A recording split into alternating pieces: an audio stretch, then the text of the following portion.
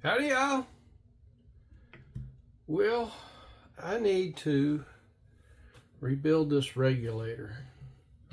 So thought I would just go through the whole gun, make sure everything's right. It's been a while since I had a part. We'll change all the O-rings in it, stuff like that. So just thought I'd bring y'all along. So first thing is, obviously, there's no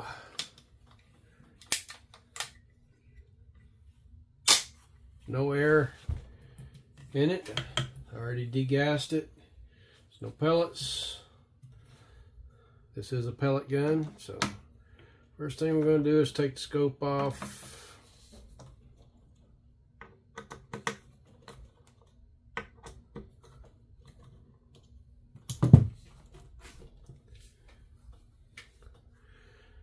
Take the stock off of it.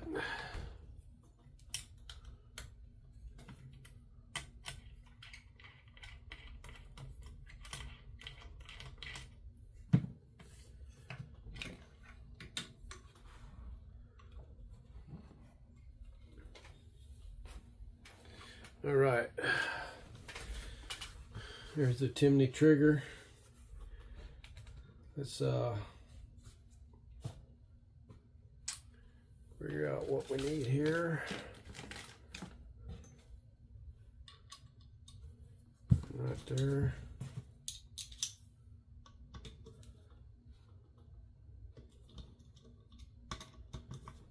Get this off of it, get it out of the way so we don't damage it.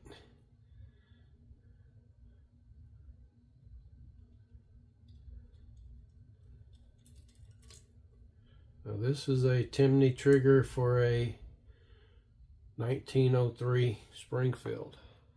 That's what that is. All right. Let's take, we're going to separate the top from the bottom.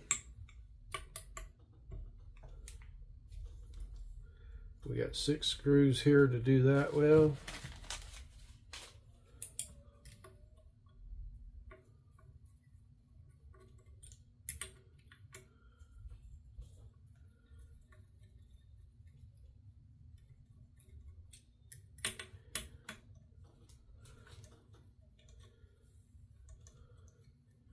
I know a lot of people have commented on it. They really like the gun and all that, and I appreciate that.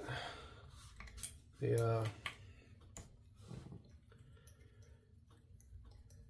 was a design I wanted to do.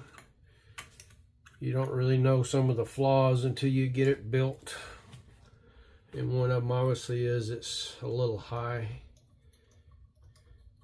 as far as the scope height and the cheek rest. It's a little high, but I live with it. All right, we're gonna lift this straight up.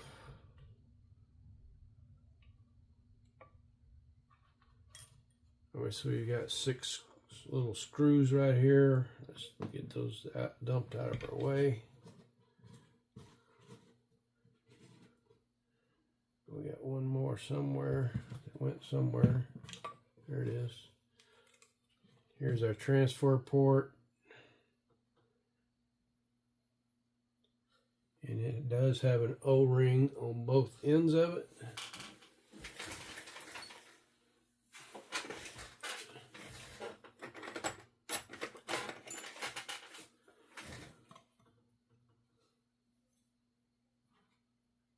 We'll be changing those out to new ones.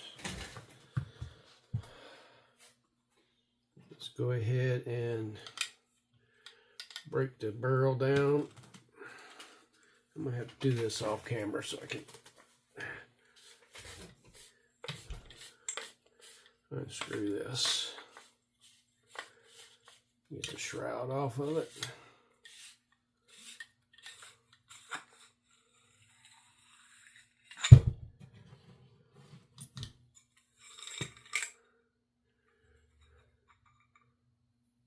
spacer, baffle, spacer,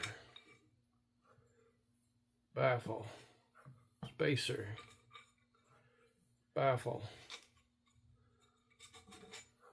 spacer, and that should be it. I'll take the end off of here, double check that.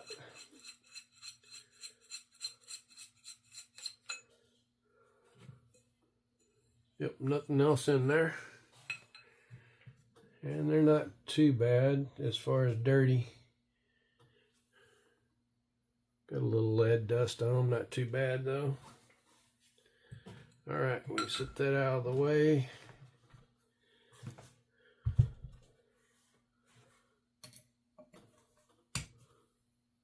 I'm going to go ahead and take the barrel out of it so I can really scrub her down good.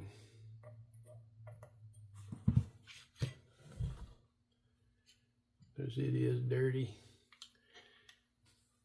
All that dirt and lead dust collected there.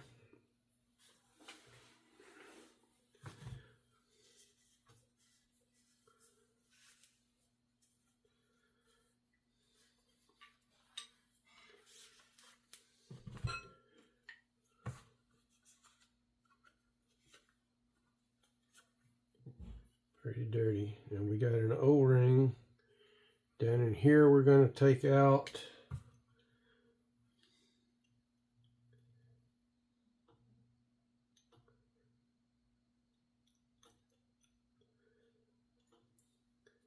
If I can get a hold of it here.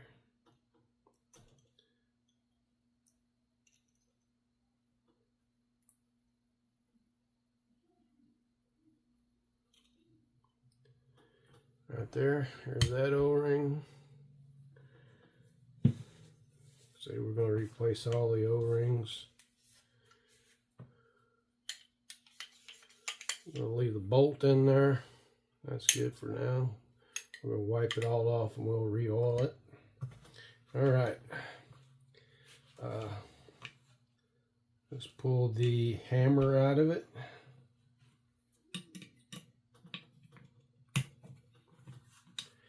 Make sure you hold, just like most of the air guns, you got to hold that down because it's spring loaded from the hammer spring.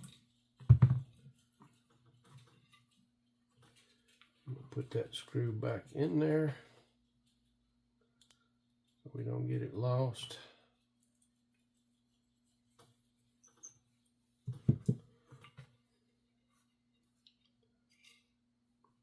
Here's that's the piece that for the preload.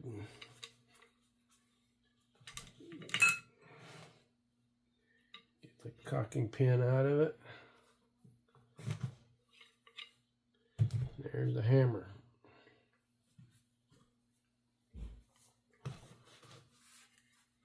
All right.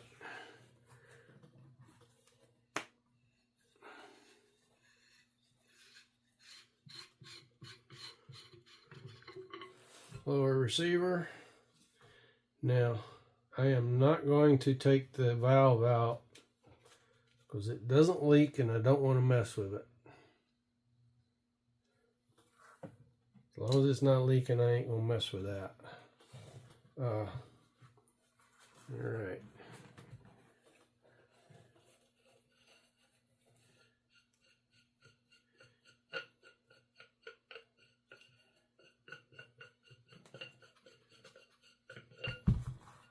There's that.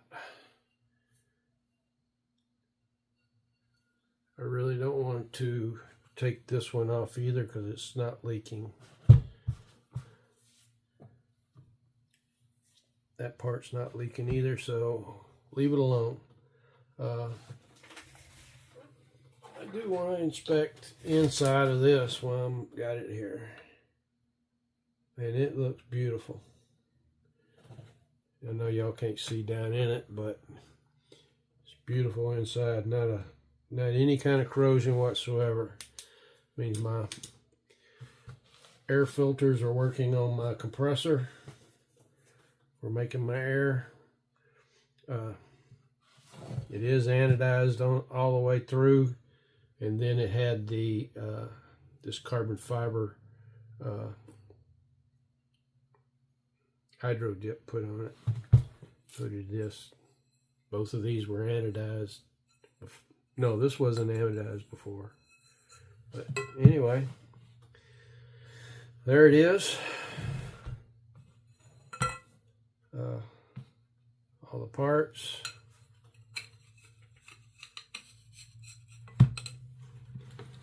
Get everything cleaned up. No reason for y'all to see that cleaned up. That's all I'm going to do in this video. I'm going to kind of keep them short. Next video will be disassembling the regulator and rebuilding it and testing it. So that's it. And the dog's barking.